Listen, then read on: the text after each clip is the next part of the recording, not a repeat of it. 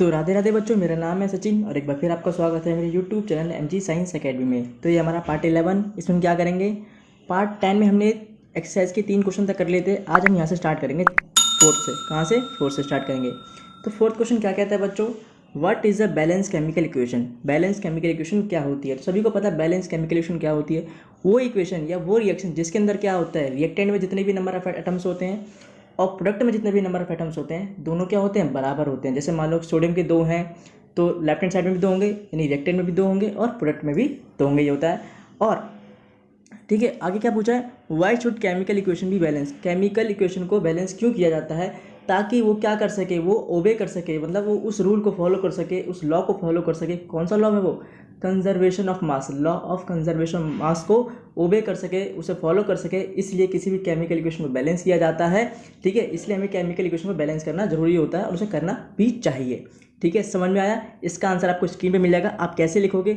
आप इस आंसर को ऐसे लिखोगे, a balanced chemical equation has an equal number of atoms of different elements, यानी जो अलग अलग तरह के एलिमेंट होते हैं उनके जितने भी एटम्स हैं रिएक्टेंट में भी और प्रोडक्ट में भी सेम होने चाहिए। तो a balanced chemical equation has an equal number of atoms of different elements in the reactant and product. समझ में आया? ठीक है, अब आगे वाला आंसर देखो कि why should chemical equation be balance.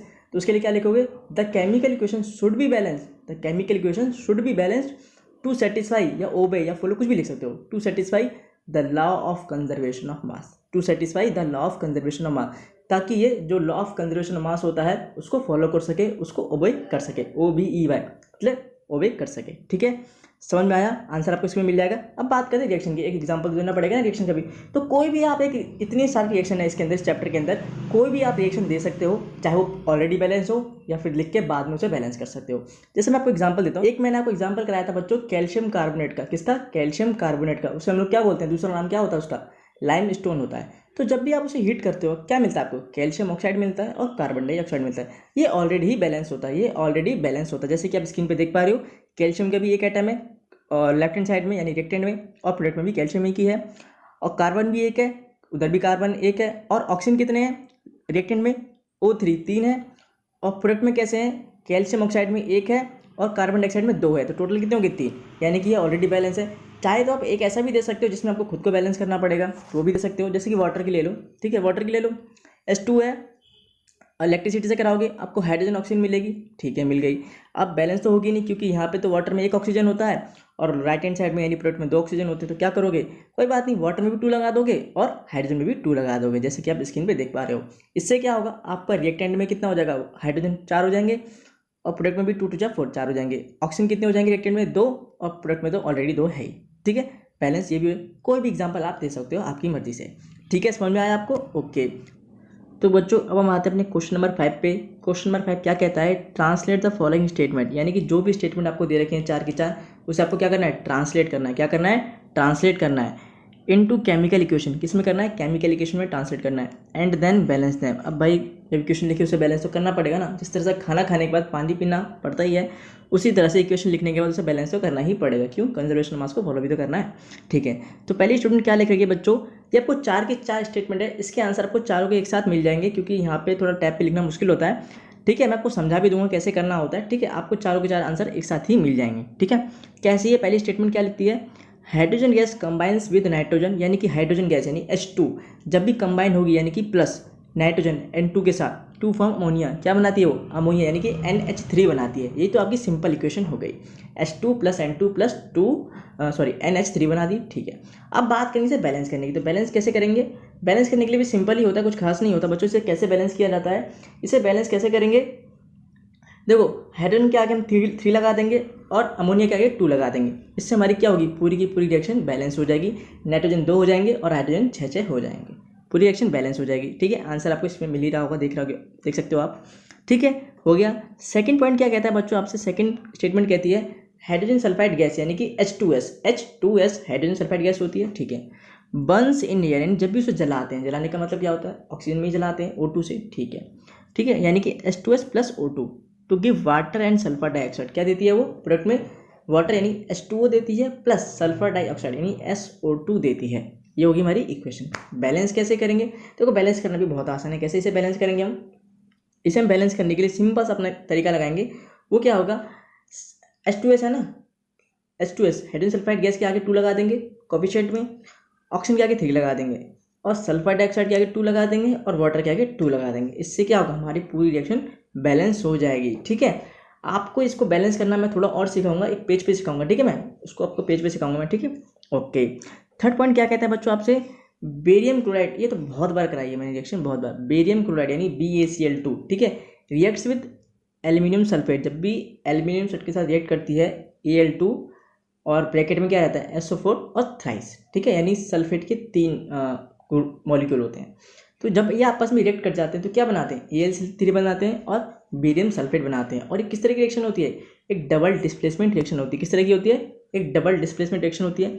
सारी चीज़ एक्वस में होती है, सिर्फ प्रोडक्ट में क्या होता है, बेरियम सल्फेट जो होता है, सिर्फ आपका बेरियम सल्फेट जो होता है वो प्रेसिपिटेट बनता है। बेरियम सल्फेट जो होता है आपका प्रेसिपिटेट बनता है, इसलिए क्या होगा, वो सॉलिड की फॉर्म में रहेगा। कैसे रहेगा, वो सॉलिड की फॉर्म में आपका रहेगा। ठीक है, बाकी सब एक्वस रहेगा।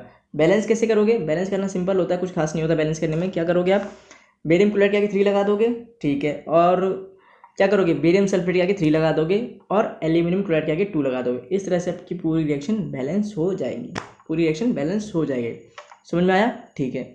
अगला पॉइंट क्या कहता है बच्चों, क्वेश्चन नंबर डी जो है, पोटेशियम मेटल। ये तो बहुत ही सिंपल होगा, ऑब्वियस सी बात है, अकेला मिल गया ना। ग्रुप में तो फिर भी थोड़ा टाइम लगता है बैलेंस करने में, पर अकेला मिल जाता तो उससे अच्छी बात ही क्या होगी। पोटेशियम मेटल यानी कि पोटेशियम यानी कि अकेला मिल गया, ठीक है। तो जब भी पोटेशियम मेटल रिएक्ट करता है किससे, वाटर से, यानी H2O से रिएक्ट करता है टू गिव पोटेशियम हाइड्रोक्साइड। तो क्या बनाता है वो, पोटेशियम हाइड्रोक्साइड यानी कि KOH बनाता है। क्या बनाता है, KOH बनाता है एंड हाइड्रोजन गैस रिलीज करता है, एंड हाइड्रोजन गैस रिलीज करता है H2। तो इसे बैलेंस कैसे करेंगे, ठीक है, देख लेते हैं। देखो क्या करोगे बच्चों, आप कुछ नहीं करोगे, सिंपल से क्या करोगे, पोटेशियम के आगे 2 लगा दोगे यानी K के आगे 2 लगा दोगे, ठीक है, और वाटर के आगे 2 लगा दोगे, यानी कि यहाँ पे क्या लगा, रिएक्टेंट में 2 कोएफिशिएंट लग गया, ठीक है। प्रोडक्ट में क्या करोगे, KOH के आगे 2 लगा दोगे और हाइड्रोजन आपका पहले से ही बैलेंस हो जाएगा। ठीक है, हाइड्रोजन आपका क्या होगा, पहले से ही बैलेंस हो। क्यों, क्योंकि रिएक्टेंट में आपके हाइड्रोजन कितने हो जाएंगे, 4 हो जाएंगे, वाटर में है ना 2 2 4 हो जाएंगे, ठीक है। प्रोडक्ट में क्या हो जाएंगे, 2 तो KOH में और 2 हाइड्रोजन अलग से हैं, तो टोटल 4 बैलेंस हो गया, सिंपल, ओके। तो आपका 5th क्वेश्चन कंप्लीट हो गया, ओके। अब हम करते हैं अपना 6th क्वेश्चन। 6th क्वेश्चन हम करते हैं, ठीक है। 6th क्वेश्चन में क्या करना है, बेसिकली सिंपल सा, यहाँ से ये थोड़ा आसान है, 5th से 6th थोड़ा आसान है। 5th में क्या करना था, पहले स्टेटमेंट इक्वेशन बनानी थी, उससे फिर बैलेंस भी करना था। पर 6th में क्या है, पहले से इक्वेशन दे रखी है, सिर्फ बैलेंस करना है। क्या करना है, सिर्फ बैलेंस करना है, ठीक है। तो इसमें थोड़ा एरेज करता हूँ और बढ़ते हैं आगे, ओके ओके। तो अब इसे बात करते हैं अब इसकी बैलेंस करने की बारी। क्वेश्चन नंबर 6 क्या कहता है आपको, जैसे इक्वेशन दे रखी है उसे आपको क्या करना है, बैलेंस करना है। क्या करना है, बैलेंस द केमिकल इक्वेशंस। तो कोई बात नहीं, कर लेंगे, बैलेंस करने में कौन सी बड़ी बात होती है, कर लेंगे बैलेंस भी, ठीक है। तो बैलेंस करते हैं। पहले क्वेश्चन क्या कहती है, जब भी नाइट्रिक एसिड यानी HNO3 रिएक्ट करता है किससे, कैल्शियम हाइड्रोक्साइड से। किससे, कैल्शियम हाइड्रोक्साइड से रिएक्ट करता है, तो क्या बनाता है वो, कैल्शियम नाइट्रेट प्लस वाटर बनाता है। क्या बनाता है, कैल्शियम नाइट्रेट प्लस वाटर बनाता है। अब बात करते हैं बैलेंस करने की। बैलेंस कैसे करेंगे भाई साहब, बहुत थोड़ा सा कन्फ्यूजन सा लग रहा है, लेकिन आसान है, कोई बात नहीं, हो जाएगा। देखो क्या क्या दिख रहा है आपको, सबसे पहले तो उसे बैलेंस करते हैं, बात की बात छोड़ेंगे। तो कैल्शियम 1 है, कैल्शियम 1 है तो बैलेंस है, तो पहले से इसे बैलेंस करने की जरूरत नहीं है, ठीक है। आगे देखते हैं कुछ, नाइट्रोजन कितने यहाँ पे, ये है नाइट्रोजन आपके 2 हैं, तो कुछ नहीं, यहाँ पे भी 2 लगा दो फिर, ठीक है, लगा दिया तो नाइट्रोजन बैलेंस हो गया। नाइट्रोजन के बैलेंस करने से कुछ फर्क आया क्या किसी भी चीज़ में, देखो नाइट्रोजन 2 बैलेंस हो गए, ठीक है। हाइड्रोजन कितने हैं बच्चों आपके, 2 यहाँ पे हो गया, अब 2 और 2 4 यहाँ पे हो गए, ठीक है, 2 है ना, तो 2 2 4 हो गए। और हाइड्रोजन यहाँ पे कितने 2 हैं, तो एक काम करो यहाँ पे भी 2 लगा दो, 2 लगा दिया, थोड़ा दिख नहीं रहा सबसे, तो ये 2 हो गया, 2 लग गया, ठीक है। अब हमारे हाइड्रोजन बैलेंस हो गए, कैल्शियम बैलेंस हो गया, नाइट्रोजन बैलेंस हो गया, सिर्फ ऑक्सीजन रह गया। ऑक्सीजन को चेक करो, ऑक्सीजन को बच्चों आप चेक करो एक बार, कितने हो जाएंगे, 2 3 जा 6, ठीक है, और ये 2 8, टोटल तो है 8। यहाँ पे कितने हैं, 3 2 जा 6 और ये 2 8, तो ऑक्सीजन अपने आप ही 8 हैं। ऑक्सीजन अपने आप ही कितने हैं, 8 हैं। जो भी ये लिख रखा है ना NO3 फिर उसका ब्रैकेट बंद करके 2, तो इसका मतलब क्या है, नाइट्रोजन 2 है N2, ऑक्सीजन कितने हैं, 3 2 जा 6, ऑक्सीजन कितने हैं 6 हैं, तो ये 6 हो गए और ये 2 8, और यहाँ पे भी ये कितने हैं 6 और ये 2 8, यानी कि क्या है, पूरी की पूरी बैलेंस होगी। तो आपको क्या करना है, सिर्फ आपको सिंपल सा कुछ नहीं करना है, आपको बच्चों सिंपल सा नाइट्रिक एसिड के आगे 2 लगाना है और वाटर के आगे 2 लगाना है, बस कुछ नहीं करना, आपकी पूरी रिएक्शन क्या होगी, बैलेंस हो गई। क्लियर हो गया, इसको मुझे इरेज करना पड़ेगा, थोड़ा सा मैं हटा देता हूँ, ठीक है, ओके। क्या करना था आपको, 2 यहाँ पे आपको बच्चों क्या करना है, 2 यहाँ पे लगाना है और यहाँ पे लगाना, लगा दिया, ठीक है। तो बच्चों अब आते हैं अपनी सेकेंड इक्वेशन पे। सेकेंड इक्वेशन क्या कहती है, NaOH यानी कोई भी बेस किससे रिएक्ट कर रहा है, H2SO4 यानी एसिड से। यानी कि बेस क्या है, सोडियम हाइड्रोक्साइड का बेस है, और एसिड किसका है, सल्फ्यूरिक एसिड का एसिड है, ठीक है। मतलब जब भी एसिड बेस आपस में रिएक्ट करते हैं तो क्या बनाते हैं, वो सॉल्ट और वाटर बनाते हैं। ये पूछा भी जाता है पेपर में कि जब भी एसिड, कोई एसिड अगर वो बेस से रिएक्ट करे, तो कोई बेस एसिड से रिएक्ट करे, कैसे भी बोलो, ठीक है, तो क्या बनाते हैं, सॉल्ट बनाते हैं और वाटर बनाते हैं, सॉल्ट बनाते हैं और वाटर बनाते हैं। अब बात ये आती है कि सॉल्ट तो बनता है, पर किसका सॉल्ट बनता है, सॉल्ट तो बनता है पर किसका सॉल्ट बनता है। तो बच्चों सॉल्ट बनता है जो बेस में मेटल होता है ना, बेस में जो मेटल होता है उसका बनता है, जो बेस में मेटल होता है उसका बनता है। तो बेस कौन सा है, ये है, इसमें किसका है, सोडियम है, तो सोडियम का बनेगा सॉल्ट, किसका बनेगा, सोडियम का बनेगा। समझ में आया, ओके। तो अब बात करते हैं, बैलेंस करने की बात करते हैं मेन नियम। तो बैलेंस कैसे करेंगे, देखो हमें क्या क्या दिख रहा है उस हिसाब से करेंगे, ओके। तो बच्चों प्रोडक्ट में हम देख पा रहे हैं कि यहाँ पे Na2 है और यहाँ पे 1 है, तो सबसे पहले तो यहीं पे 2 लगा दो, लगा लिया। इसके लगाने से कुछ फर्क पड़ा, Na बैलेंस हो गए, ठीक है। और हाइड्रोजन सल्फर तो एक है दोनों तरफ, सल्फर एक बैलेंस है, ठीक है। ऑक्सीजन कितने हैं बच्चों, ऑक्सीजन से पहले हाइड्रोजन बैलेंस करते हैं, ऑक्सीजन से पहले हाइड्रोजन बैलेंस करके देखते हैं। तो यहाँ पे 2 और ये 2 4 और ये है 2, ये है 2, तो यहाँ पे 2 लगा लेते हैं, लगा लिया, कोई दिक्कत नहीं। तो बच्चों आपके सोडियम बैलेंस हो गए, हाइड्रोजन बैलेंस हो गए, 2 और 2 4 और 2 2 4, ठीक है, बैलेंस हो गए। अब रह गया सल्फर, तो बैलेंस है ये ऑलरेडी। ऑक्सीजन रह गया, ऑक्सीजन रह गया। ऑक्सीजन कितने हैं, 4 और 2 6 और ये 4 और ये 2 6, तो आपका पूरा बैलेंस हो गया, आपका पूरा बैलेंस हो गया। आपको क्या करना है, सिर्फ NaOH में 2 लगाना है और वाटर में 2 लगाना है, आपकी पूरी रिएक्शन बैलेंस हो गई, कंप्लीट। ये और भी कंप्लीट। सी पे आते हैं बच्चों, हम किस पे आते हैं, सी पे आते हैं। सी क्या है हमारी, NaCl यानी कि कोई सॉल्ट है, किसका, सोडियम क्लोराइड का सॉल्ट है, ठीक है, सोडियम का सॉल्ट बोलते हैं सही, सोडियम सॉल्ट यानी NaCl। किससे रिएक्ट कर रहा है बच्चों, ये AgNO3 से रिएक्ट कर रहा है, AgNO3 से रिएक्ट कर रहा है। क्या बना रहा है, AgCl बना रहा है और NaNO3 बना रहा है। सिंपल सी रिएक्शन, कितनी बार करा चुका हूँ, डबल डिस्प्लेसमेंट रिएक्शन है। और ये क्या होता है, AgCl ये प्रेसिपिटेट बन जाता है, ठीक है, इसे प्रेसिपिटेशन रिएक्शन भी कह सकते हैं। तो बात अब तो करते हैं बैलेंस की बात करनी, मेन तो हमें बैलेंस करना है, ठीक है। तो बैलेंस करने के लिए थोड़ा सा पेन चेंज करते हैं, ठीक है, बैलेंस करना है। तो बच्चों क्या दिख रहा है आपको, Na1 है, कोई बात नहीं। ऑक्सीजन 3 है, कोई बात नहीं। सिल्वर 1 है, कोई बात नहीं। नाइट्रोजन 1 है, कोई बात है। तो पहले से ही बैलेंस, ये तो पहले से ही बैलेंस है, तो बैलेंस करने की जरूरत ही नहीं, ऑलरेडी बैलेंस है, तो इसको एज इट उतार दो, इसमें कोई छेड़छाड़ करने की जरूरत नहीं है, ओके। अब आते हैं बच्चों अपने नेक्स्ट पर, वो है आपका डी। आते हैं नेक्स्ट पर जो है कि आपका डी। तो बच्चों डी क्या कहता है आपसे, आपका डी आपसे क्या कहता है, बेसिकली डी कहता है आपसे BaCl2 यानी बेरियम क्लोराइड अगर रिएक्ट कर रहा है किसी एसिड से यानी H2SO4 से, तो क्या बना रहा है वो, बेरियम सल्फेट बना रहा है और हाइड्रोक्लोरिक एसिड बना रहा है। तो अब इसे कैसे बैलेंस करेंगे भाई, इसे बैलेंस करो, देखो बेरियम एक कोई दिक्कत नहीं। क्लोरीन यहाँ पे 1 है, यहाँ पे 2 है, अब गड़बड़ होगी, तो यहाँ पे पहले इसी को बैलेंस कर लो। 2 लगा लिया। तो क्लोरीन के 2 लगाते क्या हुआ, क्लोरीन बैलेंस हो गए। हाइड्रोजन कितने हैं यहाँ पे हाइड्रोजन 2 हैं लेफ्ट हैंड साइड में यानी रिएक्टेंट में, और प्रोडक्ट में भी अब 2 हो गए, ठीक है, क्योंकि जैसे ही क्लोरीन को बैलेंस किया हाइड्रोजन अपने आप ही बैलेंस हो गया। तो इस तरह से हमारे बेरियम बैलेंस हो गया, हाइड्रोजन बैलेंस हो गया, क्लोरीन बैलेंस हो गया, सल्फर ऑलरेडी बैलेंस है, 1 है। अब देखो ऑक्सीजन कितने हैं, ऑक्सीजन यहाँ पे 4 हैं, यहाँ पे कितने 4 हैं, तो ये भी आपकी बैलेंस हो गई, ये भी आपकी क्या हो गई, बैलेंस हो गई। क्या करना है, सिर्फ आपको यहाँ पे 2 लगाना है, सिर्फ आपको HCl में 2 लगाना है, आपकी पूरी रिएक्शन बैलेंस। पहली में क्या करना है 2 और 2 कहाँ पे लगाना है, यहाँ पे लगाना है।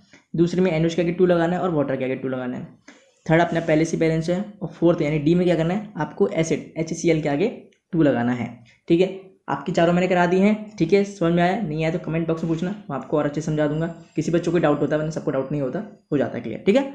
आगे बढ़ते हैं बच्चों, आगे हम करते हैं अपना नेक्स्ट जो कि है क्वेश्चन नंबर 7, ठीक है। सारे क्वेश्चन करने हैं इस वीडियो में, ठीक है। इनको थोड़ा मुझे स्क्रीन पर करने में प्रॉब्लम होगी, इसलिए इनके आपको आंसर क्या मिलेंगे, आपको स्क्रीन पे इसके आंसर मिल जाएंगे। आपको सबको मैं समझा देता हूँ यहाँ पे, ठीक है, कैसे करते हैं। आपको आंसर इनके स्क्रीन पे मिल जाएंगे, क्या मिलेंगे, स्क्रीन पे आपको अच्छे से इनके आंसर मिल जाएंगे, ओके, ठीक है। तो बच्चों 7 इक्वेशन हमें क्या कहती है, write the balance chemical equation for the following reaction. ये बिल्कुल 5th की तरह है, बिल्कुल 5th की तरह है, ठीक है। तो आपको क्या करना है, आपको ये जो आपकी नेम फॉर्म में लिख रखी है, बेसिकली आपको क्या करना है, उसे पहले इक्वेशन की फॉर्म में लिखना है, ठीक है, वर्ड फॉर्म से इक्वेशन फॉर्म में लिखना है, उसके फिर उसके बाद बैलेंस करना है। तो कैल्शियम हाइड्रोक्साइड क्या होता है बच्चों, पहली क्वेश्चन क्या कहती है कि कैल्शियम हाइड्रोक्साइड रिएक्ट कर रहा है किससे, कार्बन डाइऑक्साइड से, तो क्या बनाएगा, कैल्शियम कार्बोनेट प्लस वाटर बनाता है। ठीक है, मैंने आपको करा चुका हूँ ये। तो कैल्शियम हाइड्रोक्साइड क्या होता है आपका, CaOH2 होता है, कार्बन डाइऑक्साइड क्या होता है, CO2 होता है, कैल्शियम कार्बोनेट आपका CaCO3 होता है, और वाटर आपका H2O होता है। और ये रिएक्शन बच्चों पहले से ही बैलेंस होती है, इसे बैलेंस करने की जरूरत नहीं होती। सारे एटम इसमें रिएक्टेंट में भी और प्रोडक्ट में भी बराबर ही होते हैं। ठीक है, कैल्शियम 1, हाइड्रोजन 2, ऑक्सीजन 4, ऑक्सीजन 4। ठीक है, कार्बन 1, पहले से बैलेंस है, कुछ छेड़छाड़ करने की जरूरत नहीं है। ठीक है, ओके। सेकंड पे आते हैं, सेकंड क्या कहती है, जिंक यानी कि Zn जब भी रिएक्ट करता है किससे, सिल्वर नाइट्रेट से, किससे, सिल्वर नाइट्रेट से रिएक्ट करेगा तो क्या बनाता है वो आपका, जिंक नाइट्रेट यानी ZnO3 बनाता है, ZnO3 का होल ट्वाइस बनाता है। ZnO3 का क्या बनाता है बच्चों, वो आपका ZnO3 का होल ट्वाइस बनाता है, ZnO3 का होल ट्वाइस बनाता है। ठीक है, प्लस सिल्वर बनाता है, प्लस सिल्वर आपका देता है, कोई दिक्कत नहीं। अब इसे बैलेंस कैसे करोगे, देखो जिंक तो एक है, इसको बैलेंस करने की जरूरत नहीं, वो तो पहले से ही बैलेंस है। ठीक है, अब क्या करोगे, सिल्वर में 2 लगा दोगे। ठीक है, सिल्वर में 2 लगा लोगे, और बस यही करना आपको, बाकी सब कुछ आपका बैलेंस है। जो सिल्वर नाइट्रेट है उसमें आप 2 लगा लोगे, और प्रोडक्ट में जो सिल्वर है उसमें आप 2 लगा लोगे। बस आपको कुछ भी नहीं करना है, आपका सब कुछ ऑलरेडी बैलेंस है, आपको सब कुछ ऑलरेडी बैलेंस है। ओके ओके, अब आते हैं बच्चों हम क्वेश्चन नंबर सी पे। सी क्या कहता है आपसे, सी कहता है एल्यूमिनियम यानी कि Al, सिंपल सा Al किससे रिएक्ट कर रहा है, कॉपर क्लोराइड यानी CuCl2 से रिएक्ट कर रहा है। क्या बना रहा है वो, एल्यूमिनियम क्लोराइड यानी AlCl3 बना रहा है, और कॉपर यानी Cu बना रहा है। आप इसे बैलेंस कैसे करोगे बच्चों, इसे बैलेंस करना भी बहुत आसान है। ठीक है, क्या करोगे, एल्यूमिनियम के आगे 2 लगा दोगे, और जो कॉपर क्लोराइड है उसके आगे आप 3 लगा दोगे। ठीक है, लगा दिया, आपका फिर बन जाएगा 2AlCl3 बन जाएगा, और 3 कॉपर बन जाएगा, यानी कि 2Al प्लस 3 CuCl2। 2 मोल्स बोलते हैं, जो आगे कोफिशिएंट होता है ना उसे मोल्स बोलते हैं। 2 मोल्स ऑफ AlCl3 और 3 कॉपर आपका मिल जाएगा। ठीक है, कंप्लीट हो गया। डी करते हैं बच्चों, डी क्या है, बेरियम क्लोराइड यानी BaCl2 रिएक्ट कर रहा है किसे, पोटेशियम सल्फेट यानी K2SO4 से कर रहा है। क्या बना रहा है वो, BaSO4 बेरियम सल्फेट बनाएगा, और पोटेशियम क्लोराइड बनाएगा। क्या बनाएगा, पोटेशियम क्लोराइड बनाएगा। तो इसमें बैलेंस करने की जरूरत नहीं है, बस सिर्फ क्या करना है आपको, पोटेशियम क्लोराइड के आगे 2 लगा देना है, पोटेशियम क्लोराइड के आगे 2 लगा देना है, ताकि 2 के बराबर हो जाए दोनों साइड में, और 2Cl बराबर हो जाए। बाकी सब कुछ आपका ऑलरेडी बैलेंस है, कुछ छेड़छाड़ करने की जरूरत नहीं है। तो बच्चों 7 क्वेश्चन भी हमने कर लिया है, आंसर आपको सबके स्क्रीन पे अच्छे से मिल जाएंगे। ठीक है, ओके। अब आते हैं बच्चों क्वेश्चन नंबर 8 पर। क्वेश्चन नंबर 8 हमारा क्या कहता है, write the balance chemical equation. इस पूरे चैप्टर में सिर्फ इक्वेशन और उसे बैलेंस करो, इक्वेशन और उसे बैलेंस करो। ठीक है, पेपर में ज़्यादातर यही आएगा, तो अच्छे से आपको क्या करनी है, इक्वेशन सीखनी है, वो मैं आपको सिखाऊंगा। हालांकि मैंने सिखा दी आपको, फिर भी और अच्छे से सिखाऊंगा, थोड़ा और सिखाऊंगा, कि जितने आप करोगे उतनी आपकी प्रैक्टिस हो जाएगी बेसिकली, और कुछ नहीं है। ठीक है, उसके लिए मैं एक अलग वीडियो बनाऊंगा सिर्फ balance, how to balance chemical equation. ठीक है, ओके। तो आगे क्या लिखा हुआ है, write the balance chemical equation for the following and identify the type of reaction in each case. यानी कि आपको 4 ये कुछ रिएक्शन दे रखे हैं, इसको क्या करना है आपको, पहले वर्ड फॉर्म से, नेम फॉर्म से, यानी कि जो वर्ड में दे रखे हैं उसे आपको इक्वेशन फॉर्म में लिखना है, उसके बाद उसे बैलेंस करना है। बैलेंस कर लिया, ठीक है, उसके बाद ये भी बताओ ये रिएक्शन कौन सी है, यानी कॉम्बिनेशन है, डिस्प्लेसमेंट है, डबल डिस्प्लेसमेंट है, किस तरह की रिएक्शन है, ये भी आपको बताना पड़ेगा। इसलिए मैं बोलता हूँ चैप्टर पढ़ना चाहिए, सिर्फ नोट्स बनाने से कुछ नहीं होता, चैप्टर को एक एक लाइन पढ़ने से उससे हमें बहुत सारी चीज़ें सीखने को मिलती है। इसीलिए मैं क्या करता हूँ, सिर्फ नोट्स आपको नहीं बनाता, एक एक लाइन पढ़ाता हूँ, ताकि क्या होता है, पता नहीं कहाँ पे क्या दिख जाए, पता नहीं कहाँ पे क्या दिख जाए। ठीक है, इसलिए एक एक एक्टिविटी, एक एक लाइन मैंने आपको अच्छे से समझाई है। अगर आपने वीडियो नहीं देखी तो प्लेलिस्ट में आप जाके सारी वीडियोस देख सकते हो। ठीक है, तो पहला क्या कहता है बच्चों आपसे, पोटेशियम ब्रोमाइड यानी KBr। ठीक है, किससे रिएक्ट करेगा, बेरियम आइडाइड यानी BaI2 से रिएक्ट करेगा। क्या बना रहा है वो का, पोटेशियम आइडाइड यानी Ki बना रहा है, और बेरियम ब्रोमाइड यानी BaBr2 बना रहा है। तो चलो ये तो होगी। बैलेंस कैसे करोगे, बैलेंस करना कुछ नहीं है, बहुत बड़ी बात नहीं है, बैलेंस करना बहुत छोटी बात है।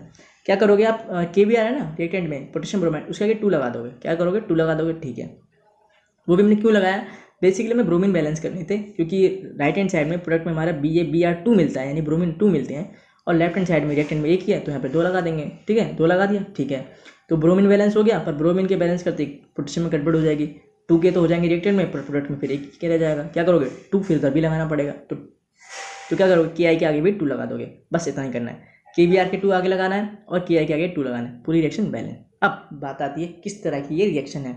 तो बच्चों साफ जब भी ऐसा हो ना, सिंपल सी बात, जब 2 कंपाउंड मिलकर 2 नए कंपाउंड बनाते हैं, 2 कंपाउंड मिलकर 2 नए कंपाउंड बनाते हैं, तो बिना देखे क्या है, वो कैसी है, एक डबल डिस्प्लेसमेंट रिएक्शन है। कैसी है, डबल डिस्प्लेसमेंट रिएक्शन है। क्या होगा, पोटेशियम ज़्यादा रिएक्टिव है तो बेरियम को हटा देगा, हटा दिया उसने, KI बना लिया, और जब उसने उसको हटाया तो बेरियम फिर उसकी जगह पे आ जाएगा। बेसिकली क्या होता है, आयन एक्सचेंज होते हैं। क्या होते हैं, आयन एक्सचेंज होते हैं।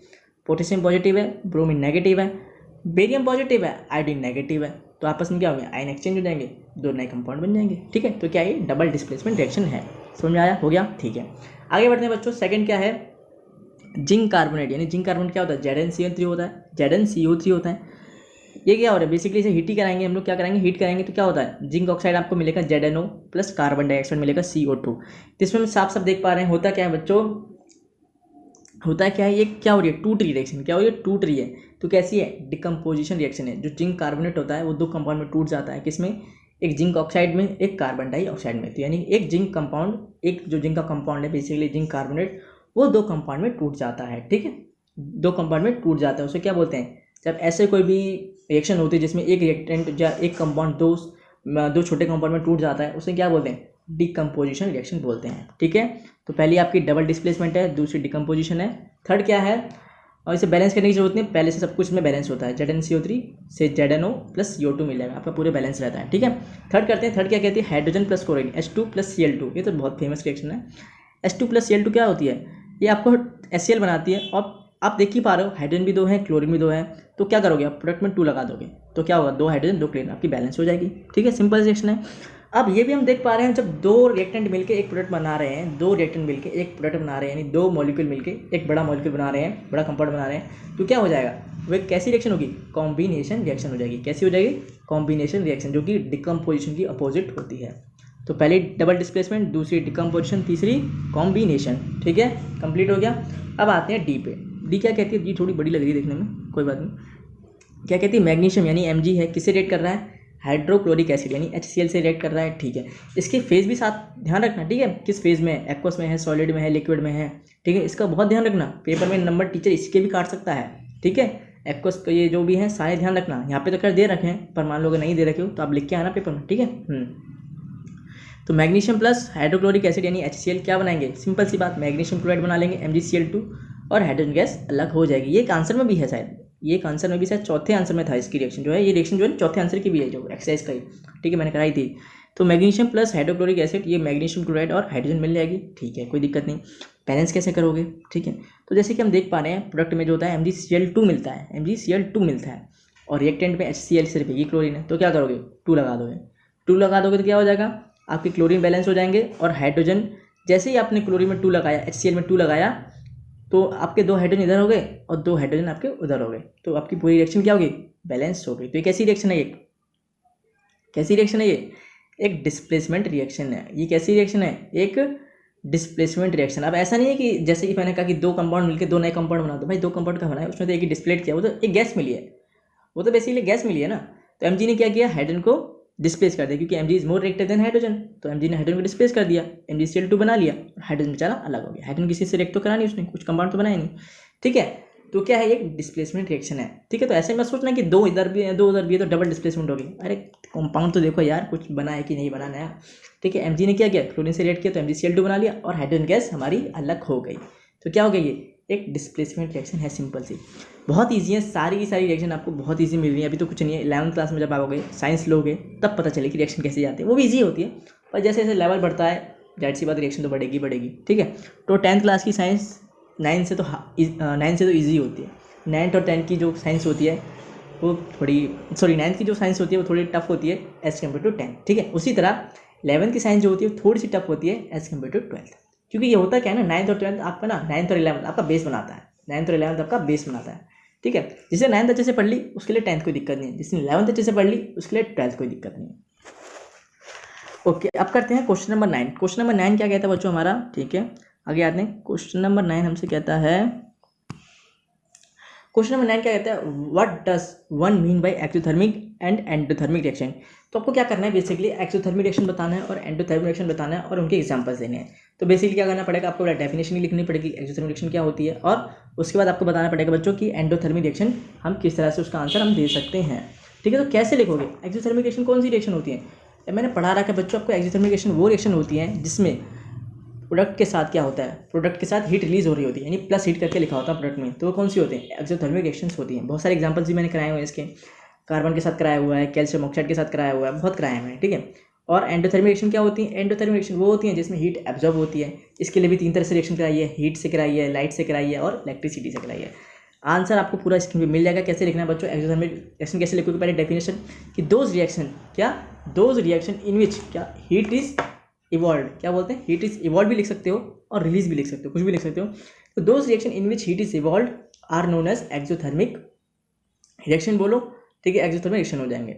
एग्जाम्पल और एक चीज़ और बता देता हूँ मैं आपको कि कैसे पहचान होगी आपकी एक्सोथर्मिक रिएक्शन होती है। तो N exothermic reaction is indicating, उसे कैसे इंडिकेट किया जाता है? Is indicating by writing plus heat HEAT in the product side of product side, यानी कि प्रोडक्ट में क्या होगा आपका प्लस हीट करके जब भी लिखा हो ना तो समझ लो कैसी रिएक्शन है, एक्सोथर्मिक रिएक्शन है, ठीक है। एग्जाम्पल कैसे दोगे आप? बहुत एग्जाम्पल तो इतने सारे हैं कि क्या बताऊँ। देखो कार्बन कार्बन का जब दहन कराते हैं, मतलब combustion of coal, carbon plus oxygen क्या बनाता है? CO2 बनाता है। ये भी कैसी है? और हीट रिलीज होती है। ये भी आपकी एक एक्सोथर्मिक रिएक्शन होती है। और भी बहुत सारी रिएक्शन होती हैं, जैसे कि कैल्शियम ऑक्साइड की जो हमने फेमस कराई थी, चूना को पानी में डाल दिया तो क्या हो गया था? हीट रिलीज होती है ना, पानी जो होता है दूध जैसा पानी गर्म हो जाता है। तो कैल्शियम ऑक्साइड प्लस वाटर क्या बनाता है? कैल्शियम हाइड्रोक्साइड बनाता है।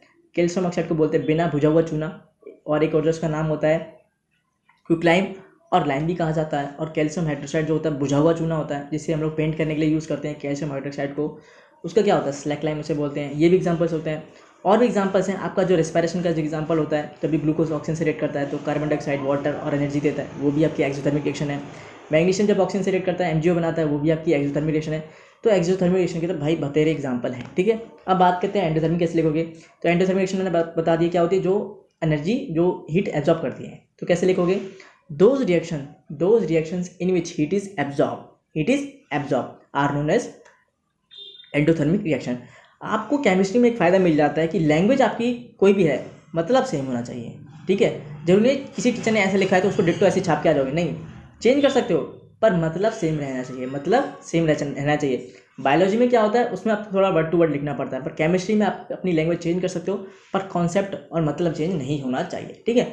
हर जगह आपको हर टीचर से डेफिनेशन अलग अलग मिलेगी, बुक में अलग रहेगी, कोई टीचर अलग कराएगा, मैं अलग कराऊंगा। तो केमिस्ट्री में इससे कोई फर्क नहीं पड़ता, मतलब चेंज नहीं होना चाहिए, उसका कॉन्सेप्ट चेंज नहीं होना चाहिए, ठीक है। तो क्या होगा, और जितना हो सके ना आप ईजी लिखने की कोशिश करो, जितना हो सके ईजी लिखो और उसमें हर बात लिखो। ऐसे नहीं ईजी के चक्कर में बात ही छोड़ दो, कुछ लिखो ही नहीं या कुछ स्टेप खा जाओ, ऐसा मत करो। एंडोथर्मिक रिएक्शन क्या होगी? Those reaction in which heat is absorb are known as endothermic reaction होती है। एग्जाम्पल क्या दोगे? एग्जाम्पल ये है एक तरह से, वैसे कि एंडोथर्मिक रिएक्शन है, इसमें आपको 3 तरह से कराया था, 3 तरह से कराई थी। हीट से, लाइट यानी जो सूरज का प्रकाश होता है, सनलाइट भी बोल सकते हैं, और इलेक्ट्रिसिटी से भी। तीनों के एग्जाम्पल मैं आपको दे देता हूँ। कैसे करोगे? तो AgCl से कराओगे सनलाइट से, तो आपका Ag + Cl2 मिल जाएगा, वो होगी सनलाइट से। जिसमें क्या होगा, जो AgCl होता है व्हाइट कलर का, वो ग्रे में चेंज हो जाता है जब उसे धूप में छोड़ दिया जाता है, ठीक है, ये होगी। इलेक्ट्रिसिटी से कैसे कराओगे? वाटर लिया था हमने, जब उसे इलेक्ट्रिसिटी फ्लो कराई थी, 2 टेस्ट ट्यूब ली थी, एक्टिविटी थी एक, ठीक है। हाइड्रोजन गैस अलग अलग निकल रही थी। हाइड्रोजन जो होती है वो डबल अमाउंट में मिलती है एज कम्पेयर टू ऑक्सीजन। क्यों? क्योंकि जब भी वाटर ब्रेक होता है, या फिर ऐसे कहें जो वाटर मॉलिक्यूल है उसमें 2 हाइड्रोजन होते हैं और 1 ऑक्सीजन होता है। इसी वजह से क्या होता है, जब भी हम ऐसे एक्सपेरिमेंट करते हैं, एक्टिविटी करते हैं, तो हाइड्रोजन गैस जो होती है हमें डबल अमाउंट में मिलती है एज कम्पेयर टू ऑक्सीजन, ठीक है, ओके। तो हो गए, एक तरह से और दे सकते हैं, वो हीट से, लाइट से दे दी, इलेक्ट्रिसिटी दे दी, अब हीट से कैसे? कैल्शियम कार्बोनेट ले लिया, हीट करा लिया, calcium oxide plus carbon dioxide मिल जाता है आपको, ठीक है। तो ये होगी आपकी नवा आंसर पूरा कंप्लीट हो गया। एक्सोथर्मिक लिख लिया, उसका नीचे एग्जाम्पल दे दिया। एंडोथर्मिक लिख लिया, उसके नीचे 2 से 3 एग्जाम्पल दे दिए। और सबसे बड़ी बात क्या होती है बच्चों, जब भी हम पेपर में आंसर लिखते हैं ना, तो वो देखो पहले है कितने नंबर का। ऐसा नहीं कि 2 नंबर का उसमें पूरा पेज भरे जा रहे हो, ऐसा मत करना। जितने नंबर का हो उसी हिसाब से आंसर लिखने हैं। 2 नंबर का है तो आंसर को 4 लाइन में खत्म कर दो। 3 नंबर का है तो 5 लाइन तक ले जाओ, 5 से 6 लाइन तक। अब 5 नंबर का है तो थोड़ा सा बड़ा करो उसे, ठीक है। तो डेफिनेशन भी चेंज नहीं हो सकती। डेफिनेशन तो जैसा मतलब आप 2 लाइन में 3 लाइन में दोगे जैसा है। इसमें क्या करो, एग्जाम्पल ज़्यादा दे दो। क्या करो, एग्जाम्पल ज़्यादा दे दो, इससे ज़्यादा कुछ कर नहीं सकते आप, ठीक है। तो एग्जाम्पल ज़्यादा दे दो ताकि थोड़ा बड़ा हो जाए, तो ताकि क्या हो, आंसर थोड़ा बड़ा हो जाए, वो 5 नंबर लायक लगे। ऐसा नहीं कि 1 लाइन डेफिनेशन लिख दी, 1 लाइन एग्जाम्पल लिख दी, तो 5 नंबर तो कोई टीचर देगा नहीं, ऑब्वियस ही बात है उस पर, ठीक है। अब आते हैं क्वेश्चन नंबर 10 पर। क्वेश्चन नंबर 10 क्या कहता है बच्चों, why is respiration considered an exothermic reaction, explain. कि जो रेस्पिरेशन होता है, ठीक है, जो रेस्पिरेशन होता है बच्चों आपका, उसे यानी जो शोषण होता है, बेसिकली सांस की बात करी जा रही है, तो वो एक्सोथर्मिक रिएक्शन में क्यों माना जाता है, आपको इसे बताना है। आपको क्या करना है, इसे आपको एक्सप्लेन करना है। तो बच्चों आप एक्सप्लेन कैसे करोगे, और ये मैंने आपको जब मैं पढ़ा था इस चैप्टर को, तभी मैंने कहा था ये आएगा ही आएगा पेपर में, और सबसे इंपॉर्टेंट है, कुछ करके जाना चाहे मत जाना, इसको जरूर पढ़ के जाना, ये जरूर आएगी, ये बहुत इंपॉर्टेंट है, बहुत ही ज़्यादा इंपॉर्टेंट ये है क्वेश्चन है, ठीक है। कि जो रेस्पिरेशन होता है वो एक्सोथर्मिक रिएक्शन क्यों मानी जाती है उसे समझाओ। तो बच्चों होता क्या है, बेसिकली मैं कुछ शुरू से समझा देता हूँ, आंसर आपको स्क्रीन में पूरा मिल जाएगा। होता क्या है, देखो हमें जीने के लिए क्या चाहिए होती है, एनर्जी चाहिए होती है, ठीक है। जीने के लिए, सर्वाइव करने के लिए क्या होता है, एनर्जी चाहिए होती है। तो हमें एनर्जी मिलती कहाँ से, जो खाते हैं हम, जो भी खाते हैं, जैसे कि चाहे चावल खाएँ, आलू खाएँ, या जो भी हम कुछ भी खा रहे हैं, होता क्या है उसमें कार्बोहाइड्रेट होता है, वो बाद में जाके छोटे छोटे टुकड़े में टूट जाता है, ग्लूकोज में कन्वर्ट हो जाता है। किसमें टूट के वो ग्लूकोज में कन्वर्ट हो जाता है, ठीक है। अब वो ग्लूकोज क्या करता है, हमारी बॉडी में क्या होता है, सेल्स होती हैं, पूरी बॉडी सेल से बनी होती है, जिस तरह से पूरा घर जो ईंटों से बनता है, हमारी पूरी बॉडी सेल से बनती है। तो हमारी सेल से क्या होता है, सेल्स में ऑक्सीजन होती है, वो ग्लूकोज क्या करता है, उस ऑक्सीजन से रिएक्ट कर जाता है, और क्या बनाता है आगे जाके, वो 3 चीज़ बनाता है। क्या बनाता है, 3 चीज़ बनाता है, कार्बन डाइऑक्साइड, वाटर और एनर्जी देता है। कार्बन डाइऑक्साइड, वाटर और एनर्जी हमें देता है। तो वो जो एनर्जी निकल रही होती है ना, वो किस फॉर्म में निकलती है, वो हीट की फॉर्म में निकल रही होती है। किस फॉर्म में निकल रही होती है, हीट की फॉर्म में निकलती है। तो उसी को हम लोग क्या बोलते हैं, इसलिए हम कह सकते हैं कि जो रेस्पिरेशन होता है वो हमारा एक एक्सोथर्मिक प्रोसेस होता है। क्या होता है, एक्सोथर्मिक प्रोसेस होता है। अब बच्चों इसे लिखोगे कैसे, आपको स्क्रीन पे मिल ही रहा है, मैं थोड़ा पढ़ देता हूँ क्या लिखोगे। देखो, we need energy to stay alive, हमें जिंदा रहने के लिए एनर्जी की जरूरत होती है, तो सभी को पता है। We get this energy from the food we eat, यानी कि ये एनर्जी मुझे मिलती है जो भी हम खाते हैं उससे मिलती है, ठीक है, ओके। और आगे क्या लिखोगे, किस में होता है, ये ड्यूरिंग डाइजेशन में होता है, यानी खाने के जब प्रोसेस होता है ना, खाने का पचने का जो प्रोसेस होता है, उसके अंदर क्या होता है, जो हमने खाया वो टूट जाता है, और वो क्या करता है, जो कार्बोहाइड्रेट होता है ग्लूकोज में कन्वर्ट हो जाता है। तो कैसे लिखोगे, we need energy to stay alive, we get this energy from the food we eat during digestion. Food is broken down into simpler substance, जो फूड होता है वो क्या हो जाता है, डाइजेशन के टाइम पे छोटे छोटे टुकड़ों में टूट जाता है, ठीक है। एग्जाम्पल जैसे कि लिखोगे आप, तो जैसे कि राइस है, पोटैटो है, ब्रेड है, यानी रोटी है, उसमें क्या होता है, कार्बोहाइड्रेट्स होते हैं। These carbohydrates are broken down to glucose, ये जो कार्बोहाइड्रेट्स होते हैं वो ग्लूकोज में कन्वर्ट हो जाते हैं। This glucose combine with oxygen in the cells of our body and provides energy, ठीक है। This reaction is known as respiration बोलते हैं, इस रिएक्शन क्या बोलते हैं, रेस्पिरेशन बोलते हैं। और चूंकि since the energy is in the form of heat, जो क्या करती है, हमारी बॉडी का टेम्परेचर मेंटेन करती है। कितना होता है हमारी बॉडी का टेम्परेचर, अप्रॉक्स 37 डिग्री सेल्सियस होता है, ठीक है। इसलिए क्या करते हैं, therefore the respiration is considered to be an exothermic reaction. इसलिए क्या होता है कि एक्सोथर्मिक जो रेस्पिरेशन होता है ना, उससे एक्सोथर्मिक रिएक्शन के रूप में माना जाता है, ठीक है। तो बच्चों अब बात करते हैं इसकी इक्वेशन कैसे लिखेंगे। तो इक्वेशन लिखना बहुत ज़रूरी होता है, क्योंकि इक्वेशन से पता चलता है टीचर को कि बच्चे ने रट्टा मारा है, कि मतलब कुछ ऐसा आता भी है कि ऐसा रट्टा के लिख के आ गया है बस। तो देखो इक्वेशन कैसे लिखोगे, बहुत सिंपल है। ग्लूकोज का फॉर्मूला क्या होता है, C6H12O6 होता है ग्लूकोज, ठीक है। किससे रेट करेगा, ऑक्सीजन से रेट करेगा, O2 से। तो क्या बनाता है वो, कार्बन डाइऑक्साइड और वाटर बनाता है। अब इसकी जो इक्वेशन को बैलेंस करना होता है ना, उसका जो कॉफिशिएंट होता है उसको थोड़ा सोचना पड़ता है। कि नॉर्मली क्या करते हैं लोग 1 से 2 से 3 तक चलते हैं, पर इसमें क्या होता है 6 का कॉफिशिएंट आता है। 6 का कॉफिशिएंट कैसे आ जाएगा भाई, तो अब मैं से बता दूँ, देखो कार्बन कितने होते हैं इसमें, C6 है तो 6 है, तो भाई जेड से ज़्यादा 6 से कॉफिशिएंट स्टार्ट होगा, तो कार्बन डाइऑक्साइड में कितना लग जाएगा, 6 लग जाएगा, ठीक है। और जैसे कि हम देख पा रहे हैं C6H12O6, हाइड्रोजन कितने 12 है, H12। तो प्रोडक्ट में जो वाटर आता है ना, उसमें क्या करेंगे 6 लगा देंगे। 6 आपको 12 क्यों लगा भाई, 12 कैसे लगा देंगे, H2 है ना, तो 6 लगाएंगे तो तभी तो 6 2 12 हो जाएगा। अगर 12 लगा दें 12 to 24 हो जाएगा, बहुत ज़्यादा हो जाएगा, तो 6 लगा देते हैं, ठीक है। तो बेसिकली क्या करोगे, C6H12O6 लिख लिया, प्लस 6 मोल्स ऑफ O2 लिखोगे, और प्रोडक्ट में क्या लिखोगे 6 moles of carbon dioxide plus 6 moles of water, ठीक है। यही आपके, सॉरी प्लस में एनर्जी भी लिखोगे, प्लस में एनर्जी भी लिखोगे, ENERGY, एनर्जी भी लिखोगे, ठीक है। इस तरह से आपका क्या होता है, पूरा 10 आंसर कंप्लीट हो जाता है। और इसको ऐसे लिखोगे ना, अच्छा रिप्रेजेंट पड़ेगा बहुत, क्योंकि एक एक बात लिखी गई है, आसान लैंग्वेज भी लिखी गई है और इक्वेशन भी लिखी गई है, तो पूरा पैटर्न हो गया, पूरा स्टेप बाय स्टेप हो गया, ठीक है। अब आते हैं बच्चों क्वेश्चन नंबर 11 पर। तो क्वेश्चन नंबर 11 क्या कहता है हमसे, कहता है why are decomposition reactions, why are decomposition reaction called the opposite of combination reaction, यानी कि जो डिकम्पोजिशन रिएक्शंस होती हैं उन्हें कॉम्बिनेशन रिएक्शन का उल्टा क्यों कहा जाता है। मतलब तो पता ही है, पर लिख के आना है ना, पेपर में तो लिख के आना है। तो कॉम्बिनेशन रिएक्शन का उल्टा क्यों कहा जाता है डिकम्पोजिशन रिएक्शन को, write equation for this reaction. इन के लिए क्या करो, पहले थोड़ा डेफिनेशन दे दो और उसके बाद एग्जाम्पल से समझा दो। तो क्या करोगे, पहले आप किसको लिखोगे, डिकम्पोजिशन को कि कॉम्बिनेशन को। तो पूछा क्या इसने, why are decomposition reaction called the opposite of combination reaction. तो क्या करो, पहले कॉम्बिनेशन को ही लिखो, पहले कॉम्बिनेशन को लिखोगे, फिर उसका अपोजिट क्या है, डिकम्पोजिशन है। तो इस तरह से आपका अच्छा रहेगा, ठीक है। पहले डिकम्पोजिशन बाद में कॉम्बिनेशन लिखोगे तो उतना सही नहीं लगेगा। इससे बढ़िया क्या करो आप, पहले कॉम्बिनेशन का लिख लो, उसके बाद डिकम्पोजिशन का लिखो। तो कैसे करोगे कॉम्बिनेशन का? देखो डेफिनेशन ऐसे लिखना कि इन अ कॉम्बिनेशन रिएक्शन, पता ये क्या होता है, दो छोटे सब्सटेंस होते हैं, दो सिंपलर सब्सटेंस होते हैं, वो क्या करते हैं, एक प्रोडक्ट बना देते हैं। तो कैसे लिखोगे, इन अ कॉम्बिनेशन रिएक्शन टू और मोर सब्सटेंसेस सिंपली कंबाइन, यानी क्या होता है, कंबाइन हो जाते हैं सीधा, to form a new substance, एक नया सब्सटेंस दे देते हैं। एग्जांपल कैसे दोगे, पहली एक्टिविटी करो, एक्टिविटी 1.1 क्या है, मैग्नीशियम प्लस ऑक्सीजन क्या करते हैं, मैग्नीशियम ऑक्साइड बनाता है, magnesium plus oxygen magnesium oxide बनाता है। इसे बैलेंस आप कर ही लोगे, ठीक है। ये भी दे सकते हो, और एग्जाम्पल और भी हैं, ठीक है, और एग्जाम्पल भी हैं, जैसे कि कैल्शियम ऑक्साइड प्लस वाटर क्या बनाता है, कैल्शियम हाइड्रोक्साइड बनाता है। तो जितने नंबर का भी क्वेश्चन है उसी हिसाब से लिखो, 4-5 नंबर का थोड़ा 2 से 3 एग्जाम्पल दे दो, 2 नंबर का ये तो डेफिनेशन लिख के एग्जाम्पल दे दो, ठीक है। तो ये तो बात होगी कॉम्बिनेशन रिएक्शन की। अब बात करते हैं कि मतलब अपोजिट कैसे है। तो डिकम्पोजिशन रिएक्शन में क्या होता है, तो क्या लिखोगे, वाइल लिखोगे, पहले WHILE लिखोगे, वाइल। इसका मतलब क्या होता है, जबकि, यानी इसमें तो ऐसा होता है, पर इसमें कैसा होता है, जबकि इसमें क्या होता है, in decomposition reaction a single compound, यानी एक सिंगल रिएक्टेंट क्या होता है, वो ब्रेक हो जाता है, टूट जाता है, ब्रेक डाउन टू प्रोड्यूस 2 और मोर सब्सटेंसेस, सिंपलर सब्सटेंसेस बेसिकली कह सकते हैं, मतलब छोटे छोटे। तो डिकम्पोजिशन में क्या लिखोगे, while in decomposition reaction a single compound breaks down to produce 2 और मोर सिंपलर सब्सटेंसेस, यानी कि एक कोई भी सब्सटेंस होता है वो 2 छोटे छोटे सब्सटेंस में टूट जाता है, 2 और 2 से ज़्यादा, जरूरी नहीं 2 में टूटे, ज़्यादा भी टूट सकता है, ठीक है।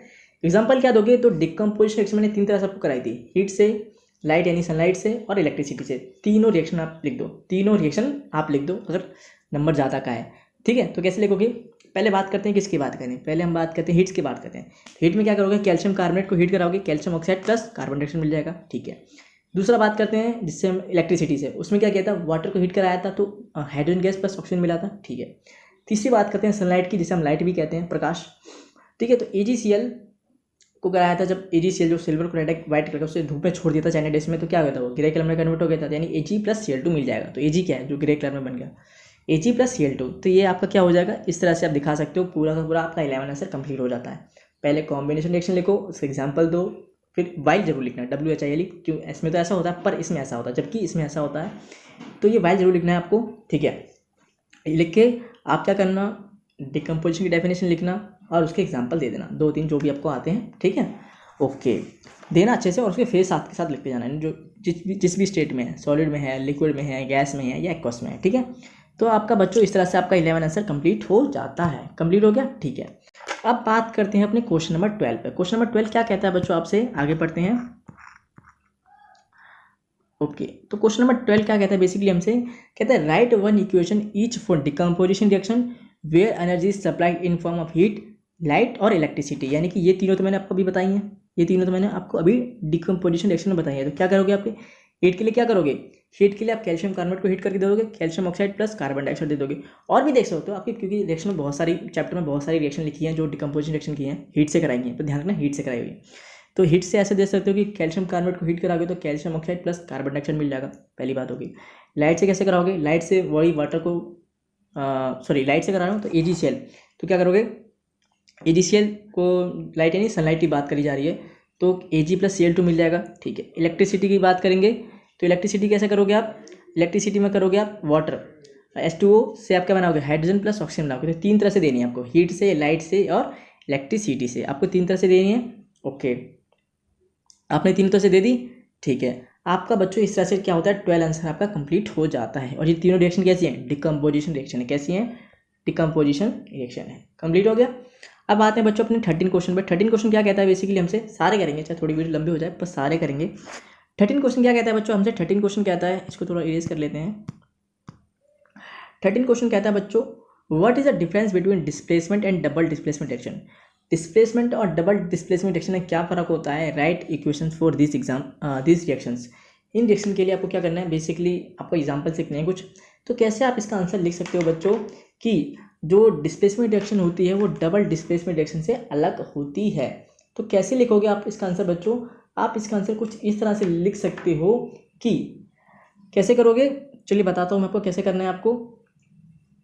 कि डिस्प्लेसमेंट रिएक्शन में सिंपल समय पता ही क्या होता है, कि एक जो होता है मोर रिएक्टिव जो होता है वो कम रिएक्टिव को अब उसकी जगह से हटा देता है, यही करता है। तो कैसे लिखोगे, डिस्प्लेसमेंट रिएक्शन की डेफिनेशन ऐसे लिखोगे कि इन displacement reaction a more reactive substance displaces a less reactive substance, ठीक है, फ्रॉम इट्स कंपाउंड, यानी उसी के कंपाउंड में से उसी को हटा देता है, तो क्या होता है, उसको हम बोलते हैं डिस्प्लेसमेंट रिएक्शन। और उसको सिंगल डिस्प्लेसमेंट भी कहा जाता है क्योंकि सिर्फ एक डिस्प्लेसमेंट होती है, ठीक है। एग्जाम्पल कैसे दोगे, बहुत अच्छा एग्जाम्पल जो हमने एक्टिविटी में भी किया था कि आयरन को हमने क्या किया था, आयरन को हमने कॉपर सल्फेट के सॉल्यूशन में डाल दिया था, जो कि ब्लू कलर का सॉल्यूशन होता है हमारा कॉपर सल्फेट।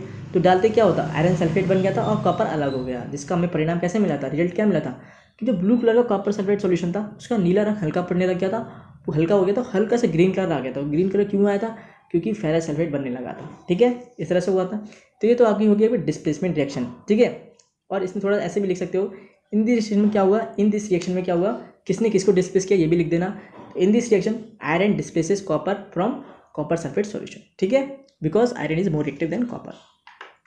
तो ये तो बात होगी डिस्प्लेसमेंट की। अब बात करते हैं डबल डिस्प्लेसमेंट की। तो डबल डिस्प्लेसमेंट कैसा होता है, उसके लिए क्या लिखोगे, तो उसके लिए कैसे लिखोगे, वेयरस लगा दोगे, वेयरस लिख लो या फिर वाइल लिख लो, आपकी इच्छा है। तो वेयरस इन डबल डिस्प्लेसमेंट रिएक्शन, यानी कि उसमें तो ऐसा होता है डिस्प्लेसमेंट में, जबकि इसमें कैसा होता है, whereas in double displacement reaction two reactant क्या करते हैं, आयन को एक्सचेंज कर लेते हैं, अपने आयन को एक्सचेंज कर लेते हैं, जिससे क्या होता है, वो नए कंपाउंड बनाते हैं। तो कैसे लिखोगे, whereas in double displacement reaction two reactant exchange their ions, two reactant exchange their ions in the solution, ठीक है। सॉल्यूशन में क्या करते हैं, दो रिएक्टेंट क्या करते हैं, अपने आयन को एक्सचेंज कर लेते हैं टू फॉर्म न्यू कंपाउंड्स, इस तरह से लिख सकते हो। एग्जाम्पल क्या दोगे आप, सोडियम सल्फेट और बेरियम क्लोराइड का देना, Na2SO4 प्लस BaCl2, क्या बनाएंगे, बेरियम सल्फेट, जो कि आपका प्रेसिपिटेट बनेगा, PPT की फॉर्म में बनेगा, और क्या होगा, NaCl अलग हो जाएगा, आपका क्या होगा, NaCl सोडियम क्लोराइड अलग हो जाएगा, ठीक है।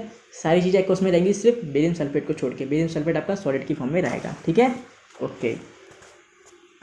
आगे करते हैं बच्चों, ये हो गया आपका कंप्लीट हो गया, ठीक है। 13 आंसर आपको इसी तरह से करना है, ठीक है, ओके। 14 क्वेश्चन पे आते हैं। 14 क्या है, in the refining of silver, यानी सिल्वर की रिफाइनिंग में the recovery of silver from silver nitrate solution involve displacement bye copper metal, write down the reaction involve. यानी होता क्या, जब भी हम लोग सिल्वर की रिफाइनिंग कराते हैं, सिल्वर की रिफाइनिंग, चांदी की रिफाइनिंग कराते हैं, तो होता क्या है बच्चों, हमें सिल्वर मिलता है किस, सिल्वर नाइट्रेट सॉल्यूशन में से मिलता है, ठीक है। और उसमें होता क्या है, कॉपर से डिस्प्लेसमेंट उसकी कराई जाती है, क्यों, क्योंकि कॉपर जो होता है ना, वो सिल्वर से ज़्यादा रिएक्टिव होता है, मजबूत होता है, ठीक है। तो होता क्या है, जो कॉपर होता है ना, वो सिल्वर से ज़्यादा रिएक्टिव होता है, तो कॉपर क्या करता है, सिल्वर को डिस्प्लेस कर देता है। इसी वजह से सिल्वर नाइट्रेट सॉल्यूशन में से अगर हमें सिल्वर निकालना होता है तो क्या करते हैं, कॉपर का यूज़ करते हैं। किसका यूज़ करते हैं, कॉपर, ताकि उसको हटा सके, ठीक है, ओके। तो कैसे लिखेंगे, इसकी रिएक्शन कैसे लिखेंगे, कॉपर जो कि सॉलिड की फॉर्म में होगा plus silver nitrate solution AgNO3 जो आपका एक्वस की फॉर्म में होगा, क्या बना लेगा वो, कॉपर नाइट्रेट बना लेगा, क्या बना लेगा, कॉपर नाइट्रेट। कैसे लिखते हैं, Cu ब्रैकेट में NO3 यानी नाइट्रेट का होल ट्वाइस, यानी कि नाइट्रेट होगा वो 2 होगा, ठीक है, CuNO3 2 आपको मिल जाएगा। तो इस तरह से आपका क्या होगा, सिल्वर आपका अलग हो जाएगा। तो AgNO3 प्लस कॉपर से आपका सिल्वर Ag प्लस CuNO3 का होल ट्वाइस आपको मिल जाएगा, ठीक है, ओके। तो कैसे लिखोगे, Cu प्लस AgNO3 से आपको कॉपर नाइट्रेट CuNO3 का whole twice plus silver Ag आपको मिल जाएगा। बैलेंस करोगे, कैसे करोगे, सिंपल सी बैलेंस हो जाएगी, AgNO3 में 2 लगा लोगे और प्रोडक्ट में सिल्वर में 2 लगा लोगे, बस आपका बैलेंस हो जाएगा, कंप्लीट हो गया, ठीक है। अब आते हैं बच्चों 15 क्वेश्चन पे। 15वां क्वेश्चन क्या कहता है हमसे, what do you mean by a precipitation reaction. मैंने कराया हुआ बहुत बार कि प्रेसिपिटेशन रिएक्शन क्या होती है, तो वो रिएक्शन जिसमें एक इनसॉल्युबल सॉलिड बनता है, इनसॉल्युबल सॉलिड कोई कंपाउंड बनता है, ठीक है, बनता है, तो उसमें उसी को क्या बोलते हैं, वो प्रेसिपिटेट होता है। और जिस भी रिएक्शन में प्रेसिपिटेट बनता है उसी को हम लोग प्रेसिपिटेशन रिएक्शन कहते हैं। तो डेफिनेशन कैसे लिखोगे, a reaction in which, a reaction कोई रिएक्शन जिसमें, in which an insoluble solid precipitate is form, an insoluble solid precipitate is form, मतलब इनसॉल्युबल सॉलिड को क्या बोलते हैं, बेसिकली प्रेसिपिटेट कहते हैं।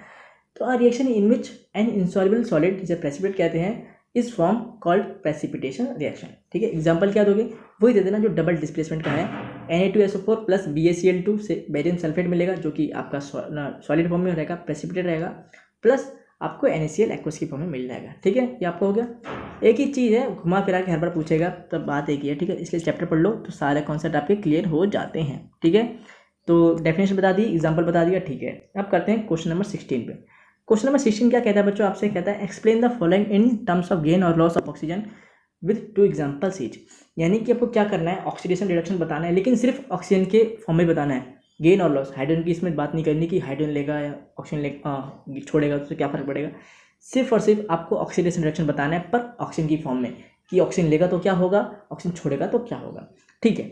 तो करते हैं 16 का ए है ऑक्सीडेशन। तो ऑक्सीडेशन क्या होता है, सिंपल सा डेफिनेशन क्या दोगे, the addition of oxygen to a substance, यानी किसी भी सब्सटेंस में जब ऑक्सीजन ऐड होता है उसे क्या कहते हैं, इज कॉल्ड ऑक्सीडेशन कहते हैं। क्या कहते हैं, इज कॉल्ड ऑक्सीडेशन कहते हैं। एग्जांपल, मैग्नीशियम ने ऑक्सीजन लिया, मैग्नीशियम प्लस ऑक्सीजन Mg+O2 क्या बना, MgO बना, ठीक है, MgO बना। तो ये क्या है, कॉम्बिनेशन रिएक्शन है, सॉरी हाँ मतलब कॉम्बिनेशन तो है ही, पर क्या ये एक ऑक्सीडेशन है। क्यों, क्या हुआ, जो मैग्नीशियम था उसने ऑक्सीजन ले लिया तो वो मैग्नीशियम ऑक्सीजन में कन्वर्ट हो गया, यानी कि क्या हुआ, एडिशन ऑफ ऑक्सीजन, यानी क्या हुआ, एडिशन ऑफ ऑक्सीजन, यानी ऑक्सीजन ऐड हुआ किस में, मैग्नीशियम में, किस में, मैग्नीशियम में ऐड हुआ। तो इसको ऐसे भी लिख सकते हो आप, Mg is oxidise to MgO, या फिर ऐसे भी लिख सकते हो ब्रैकेट में कि एडिशन ऑफ ऑक्सीजन, यानी कि जो ऑक्सीजन और यानी कि जो ऑक्सीजन ऐड हुआ है वो किस में हुआ है, मैग्नीशियम में हुआ है, addition of oxygen to magnesium. किसी भी तरह आपसे लिख सकते हो, और कोई भी ऐसी रिएक्शन दे सकते हो जिसमें जरूरी नहीं है मैग्नीशियम प्लस ऑक्सीजन दो,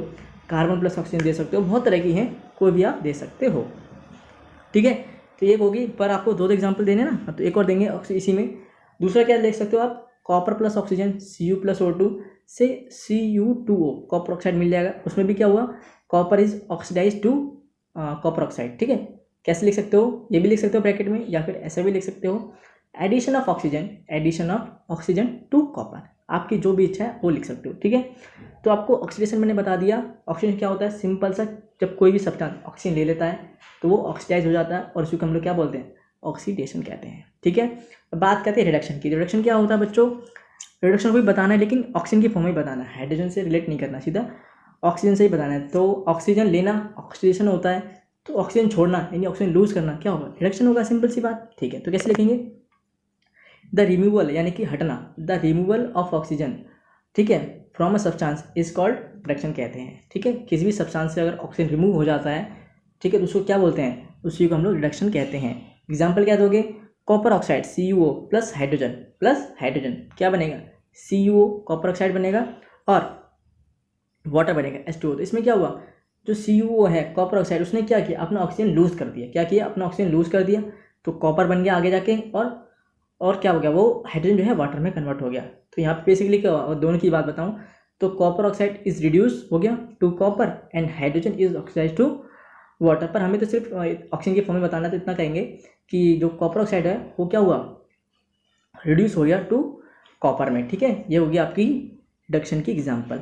तो मैंने आपको ये दोनों बता दिए। अब आते हैं क्वेश्चन नंबर 17 पे। क्वेश्चन नंबर 17 पे, इसके लिए मुझे थोड़ा सा इसको ऊपर करना पड़ेगा। हाँ, क्वेश्चन नंबर 17 क्या कहता है बच्चों आपसे, क्वेश्चन नंबर 17 कहता है कि ये है 17, अ शाइनी ब्राउन कलर एलिमेंट, कोई भी एक चमकदार ब्राउन कलर का कंपाउंड है, एक्स है, वो क्या है, एक्स है, उसको जब हीट करते हैं, उसको क्या करते हैं, उसको जब हीट करते हैं इन एयर में बिकम्स ब्लैक, वो कैसा हो जाता है, ब्लैक हो जाता है, कैसा हो जाता है, ब्लैक हो जाता है, ब्लैक हो जाता है, ठीक है, black in colour. Name the element x, उस एक्स एलिमेंट का नाम बताओ, एंड ब्लैक कलर जो कंपाउंड फॉर्म हुआ है उसका नाम बताओ, एंड जो ब्लैक कलर का कंपाउंड फॉर्म हुआ है उसका बच्चों पे क्या करना है, आपको उसका नाम बताना है। तो मैंने आपको कराया था, एक्टिविटी में कराया था कि जो कॉपर होता है उसको जब जलाते हैं, बर्न करते हैं, मतलब उसको हीट देते हैं, देखो हीट भी कौन सी दे रहे हो, अगर ऑक्सीजन लिखा है तो आपको उसका ये नहीं समझना कि वो एटमॉस्फेरिक ऑक्सीजन है, ठीक है।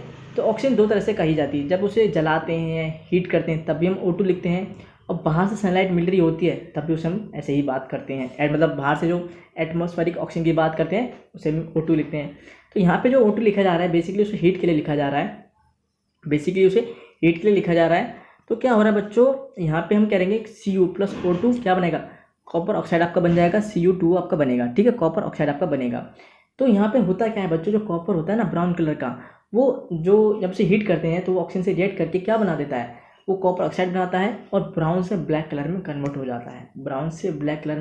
जाता है, और क्या बना लेता है, वो कॉपर ऑक्साइड बना लेता है। तो उस एक्स एलिमेंट का नाम क्या है बताओ, उस एक्स एलिमेंट का नाम कॉपर ऑक्साइड है कि कॉपर है।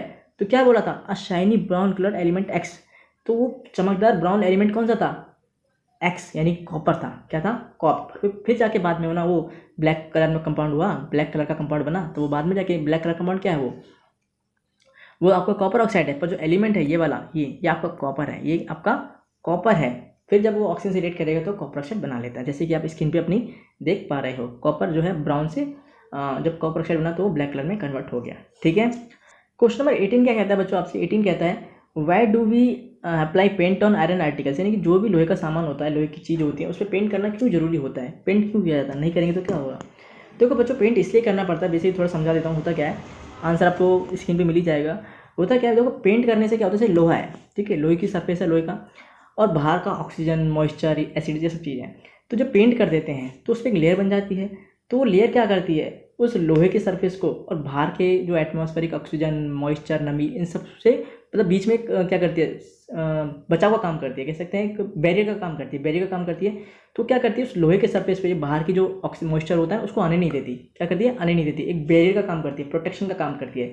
इस वजह से क्या करना पड़ता है, हमें जो भी लोहे का सामान होता है पेंट करना पड़ता है ताकि वो लंबे समय तक टिका रहे। और ऐसा नहीं कि एक बार पेंट करने से छोड़ दिया, जैसे हम घरों के जो दरवाजे होते हैं उसे हर साल या 2 साल में पेंट करते रहते हैं ताकि वो और लंबे साल तक चलते रहें। तो क्या होता है, ताकि एक लेयर बनती जाती है, वो बाहर के जो भी मॉइस्चर, नमी, एसिड उसको आने से रोक लेती है। इस वजह से क्या करना होता है, पेंट करना हमें ज़रूरी होता है। पर ये तो हमने समझ लिया, लिखना तो आंसर ही है हमें। लिखेंगे कैसे? तो देखो ऐसे लिखेंगे आप, iron articles are painted to prevent them from rusting. होता क्या है कि आयरन आर्टिकल को पेंट करना पड़ता है उन्हें रस्टिंग यानी जंग से बचाने के लिए। बिकॉज क्यों? क्योंकि when iron articles left unpainted, यानी कि जब उन्हें बिना पेंट के छोड़ दिया जाता है, द मेटल सरफेस जो होता है, यानी कि जो आयरन का मेटल सरफेस होता है, वो क्या होता है, comes in contact with atmospheric oxygen and in the presence of moisture. ठीक है, यानी कि जब इसे बिना पेंट के छोड़ देंगे तो क्या होता है, ये मॉइस्चर और एटमॉस्फेरिक ऑक्सीजन के कॉन्टैक्ट में आ जाता है, जिससे क्या होता है, moisture it from iron oxide, जिससे क्या बनता है, ये फॉर्म करता है, आयरन ऑक्साइड फॉर्म करता है, जिसे बोलते हैं हम लोग Fe2O3.XH2O। ये होता है क्या, ये फॉर्मूला जो होता है ना Fe2O3.XH2O, ये रस्ट होता है, यानी इसी को जंग बोलते हैं, इसी को जंग बोलते हैं। बट लेकिन अगर हम इसे पेंट करते हैं, but it painted the surface it doesn't comes in contact with moisture and air. दस इसी वजह से हमें क्या करना होता है, आयरन आर्टिकल्स जो होते हैं उसे पेंट करना पड़ता है। इसी वजह से क्या करना पड़ता है, आयरन आर्टिकल को पेंट करना पड़ता है ताकि ये डैमेज होने से, यानी जो रस्टिंग जंग की वजह से जो लोहा डैमेज हो जाता है उसे बचा ले। ठीक है, समझ में आ गया आपको? ओके, तो ये हमारा आंसर हो गया 18 कंप्लीट। अब आते हैं 19 पे। 19 क्या कहता है बच्चों? बहुत अच्छा क्वेश्चन है, oil and fat containing food items are flushed with nitrogen, यानी कि जो भी ऑयल एंड फैट जिसमें भी सामान में, चाहे चिप्स हो, कुछ भी हो, उसमें ऑयल एंड फैट होता ही है। तो ऐसे जो तेल या वसा जिसमें होता है, खाने में हिंदी बोलते हैं तेल या वसा युक्त जो खाना होता है, उसे बचाने के लिए उसमें नाइट्रोजन गैस भरी जाती है। ठीक है, तो क्यों भरी जाती है, तो रीज़न क्या होता है? देखो बच्चों, अगर 2 नंबर में आएगा ना तो सिंपल से ऐसा लिखना, to keep food items fresh and safe from getting oxidise therefore food items are flushed with nitrogen. यानी कि खाने को बचाने के लिए, खाने को ऑक्सीडाइज होने से बचाने के लिए, सबसे वर्ड जो आता है ना ऑक्सीडाइज आता है, खाने को ऑक्सीडाइज होने से बचाने के लिए हम क्या करते हैं, नाइट्रोजन गैस भर देते हैं ताकि वो लंबे समय तक फ्रेश और अच्छा बना रहे। क्योंकि होता क्या है ना, जो जिस खाने में भी तेल या फैट होते हैं तो बेसिकली क्या होता है, वो ऑक्सीडाइज हो जाता है। ऑक्सीडाइज होने के बाद रेंसिड बन जाता है, पढ़ाया था ना मैंने आपको रेंसिडिटी, तो रेंसिड बन जाता है, जिससे क्या होता है, उसका स्मेल टेस्ट चेंज हो जाता है, ख़राब हो जाता है, बेसिकली ऐसा कह सकते हैं। तो डेट भी डली होती है, जब चिप्स होते हैं ना उस पर डेट डली होती है, तो किसने कहाँ से कहाँ तक वो ठीक रहेगी।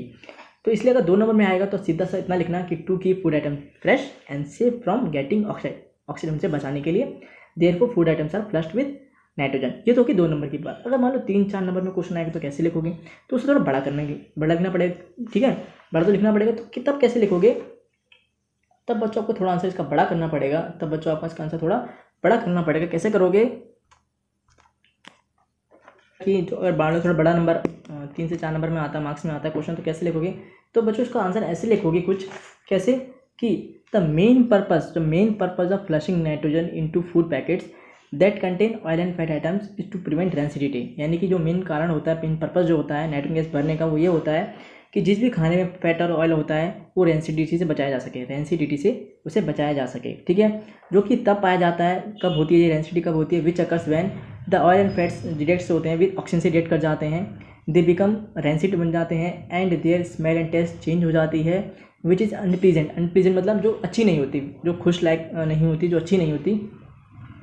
इसीलिए so to keep food items fresh and safe from getting oxidize nitrogen is flushed with food item. इसीलिए खाने को बचाने के लिए, ताज़ा और बचाए रखने के लिए नाइट्रोजन को फ्लश किया जाता है इनटू फूड आइटम्स में या फिर विद फूड आइटम्स कह सकते हैं, इसलिए कहा जाता है। आंसर आपको स्क्रीन में मिल जाएगा, मैंने आपको समझा दिया। बेसिकली क्या होता है, तो सिंपल से हम 2 लाइन में ऐसे कह सकते हैं कि जिस खाने में भी ऑयल और फैट होता है उसको बचाने के लिए, ताकि वो ऑक्सीडाइज ना हो, रेंसिड ना हो, उसे बचाने के लिए हम लोग उसमें नाइट्रोजन गैस भर देते हैं ताकि वो फ्रेश और सेव रहे एक लंबे समय तक। ठीक है, तो चिप्स के जो पैकेट होते हैं उसमें हवा भरी रहती है, वो कौन सी हवा होती है, वो नाइट्रोजन हवा ही होती है, नाइट्रोजन गैस होती है। ठीक है, जब उसे फोड़ देते हैं तो नाइट्रोजन गैस रिलीज़ हो जाती है, उसके बाद खाना चाहिए मतलब, तो उसके बाद थोड़ा छोड़ दो ना तो थोड़ा बाद में बदल जाता है, टेस्ट बदल जाता है, अगर हवा निकलने को कुछ दिनों तो छोड़ दो।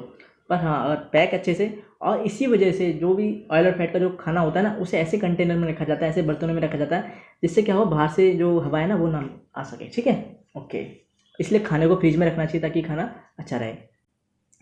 अब आते हैं बच्चों क्वेश्चन नंबर 20 पे। तो क्वेश्चन नंबर 20 हमसे क्या कहता है, क्वेश्चन नंबर 20 कहता है कि explain the following terms with one example each. आपको जो टर्म दे रखे हैं 2, कोरोजन और रेंसिडिटी। बेसिकली करना है कि आपको कोरोजन है उसके बारे में कुछ लिखना है और उसका एक एग्जाम्पल देना है। ठीक है, ओके, तो कैसे लिखोगे बच्चों कोरोजन को? कोरोजन सभी जानते हैं क्या होता है, जब भी बाहर से एटमॉस्फेरिक ऑक्सीजन, मॉइस्चर, एसिड्स ये रिएक्ट कर जाते हैं, ये किसी भी सब्सटेंस को अटैक कर देते हैं, चाहे वो लोहे का है, चांदी का है, कॉपर का है, किसी भी चीज़ का है, ठीक है, अटैक कर देते हैं, तो क्या होता है, एक लेयर बन जाती है, एक ऑक्साइड की लेयर बन जाती है, उसी को हम लोग कोरोजन कहते हैं।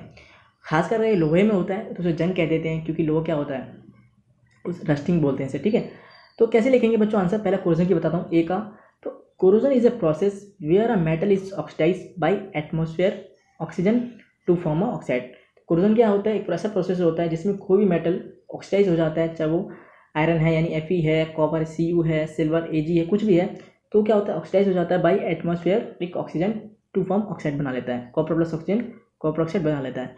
एक हमने कराया था कॉपर प्लस ऑक्सीजन हीट करके बनाया था, जिसमें कॉपर जो ब्राउन जो होता है वो ब्लैक में कन्वर्ट होता है। लेकिन जो यहाँ पे एटमॉस्फेरिक ऑक्सीजन वाला जो ऑक्सीजन होता है, इसमें अगर छोड़ दो ना तो कॉपर ग्रीन में कन्वर्ट होता है, ब्लैक में नहीं होता, ग्रीन में कन्वर्ट होता है। इसका ध्यान रखना, ठीक है, कि आप हीट दे रहे हो या एटमॉस्फेरिक ऑक्सीजन की बात कर रहे हो। हाँ, लिखोगे दोनों में O2, ठीक है, इसका आपको ध्यान रखना है। तो कैसे लिखोगे बच्चों? Corrosion is a process where a metal is oxidise by atmospheric oxygen to form oxide. The metal gradually यानी धीरे धीरे, ग्रेजुअली मतलब धीरे धीरे, द मेटल ग्रेजुअली यानी धीरे धीरे डिग्रेड होने लग जाता है, खत्म होने लग जाता है ड्यूरिंग द कोरोजन प्रोसेस। तो कोरोजन प्रोसेस के दौरान जो मेटल होता है वो धीरे धीरे ग्रेजुअली डिकम्पोज कर सकते हैं, डिग्रेड होने लगता है, मतलब उसका खत्म होने लग जाता है। ठीक है, एग्जाम्पल क्या दोगे? सबसे अच्छा एग्जाम्पल इसका लोहे का है, रस्टिंग ऑफ आयरन।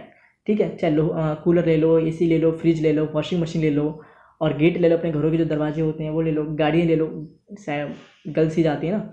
एग्जाम्पल क्या होगा? Rusting of iron is a good example of corrosion where, जहाँ पर iron is converted into iron oxide, जहाँ पे Fe जो होता है FeO में कन्वर्ट हो जाता है, Fe2O3.X H2O में कन्वर्ट हो जाता है।